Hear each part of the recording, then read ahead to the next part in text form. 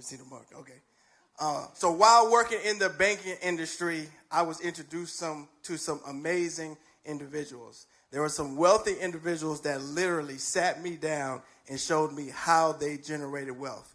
But there was one particular person who was 23 years old who had an 800 credit score. So I said, man, you got to tell me how you did that. And so we got to talking, and then he said at 10 years old, his grandfather sat him down and taught him about credit. And I thought to myself, wow, that's a little different because I didn't have that upbringing. Okay. Then he said at 14, his father put him on his credit card as an authorized user. So in that moment, my mind was blown because I was like, wait a minute.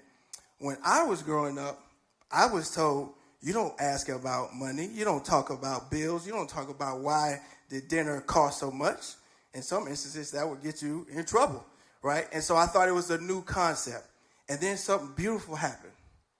God downloaded a book in me, and it's the 10 things I wish my mother taught me about money. So in that book, I talk about how entrepreneurship can be the gateway to help people get to where they want to be in life. And the one thing I want to happen with this book is to start healthy conversations at home about money. One thing I learned at the bank is it's not that we don't have the information, is that usually we don't have the relationship to get access to the information. Just imagine all of us learning about credit at 10 years old. Wouldn't our life look a little different? So my name is Dovev, also known as Coach D. Thank you. That's my time.